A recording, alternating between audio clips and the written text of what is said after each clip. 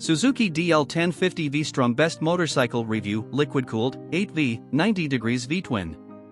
The standard version of the new 2020 Suzuki v-strom 1050 might lack many of the XT model's luxuries, but it does get most of the basics right. And at just over £10,000 on the road, it's decent value too. Related, new Suzuki v-strom 1050 and 1050 XT revealed. Comfortable, calm and composed, the v-strom is very easy to ride and confidently turns its hand to a bit of everything. Those who prefer their motorcycles solid, simple, stripped back and sensibly priced may ask why you'd want any more. The Suzuki is brisk rather than fast, demands very little, has some thoughtful touches and obliges whether you want to commute, cover distance 2 up or just have a bit of fun at weekends.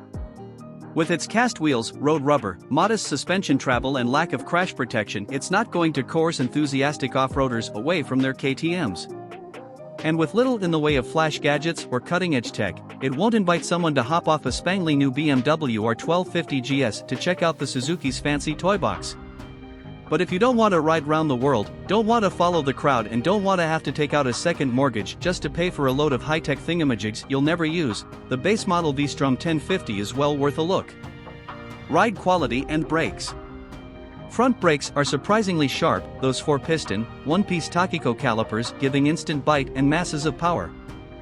Forks are fully adjustable, those soft springs mean they're eager to dive deep into the 160 mm of travel when you brake hard.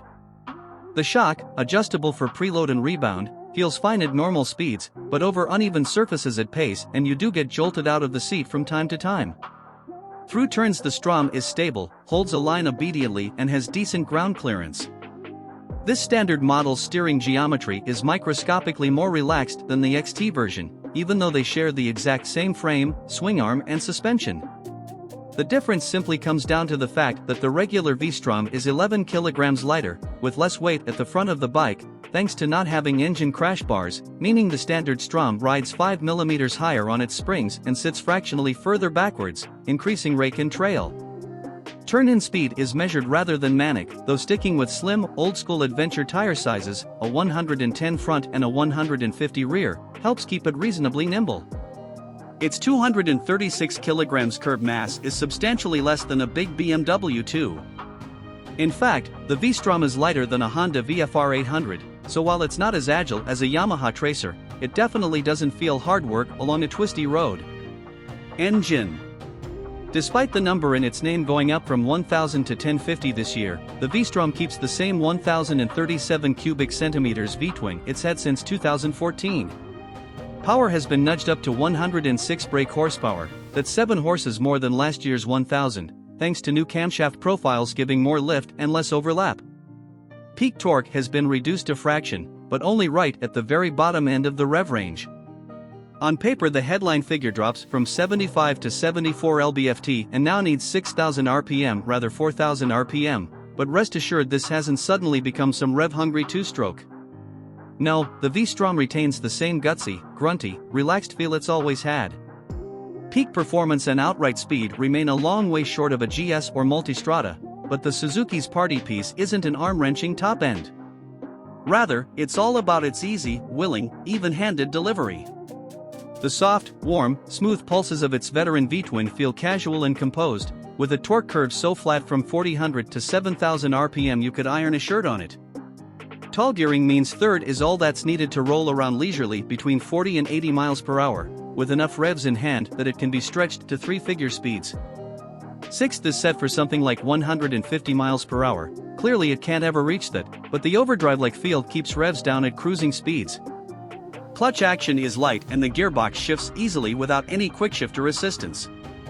The most noticeable glitch in the powertrain is a twitchy throttle response in the sharpest of its 3 throttle modes that's especially irritating in town. But dial it back from aggressive A to medium B setting and that nervousness vanishes. The softest C setting is so ultra-slow action it's not really worth bothering with. Reliability and build quality. With more than 20 years of evolution and refinement, and 6 years in its current capacity, the v-strom's engine is a very safe bet. And with little in the way of extravagant technology going on, you don't have to worry about keyless ignition packing up, or semi-active suspension going on the blink, or an IMU failing. the standard Strom doesn't have any of those things to begin with. The v-strom 1050 continues to be produced in Japan. Some of the engine bolts and fairing fasteners look a step up from Suzuki's older stuff, but overall build quality and attention to detail look to be much the same as the previous v-strom.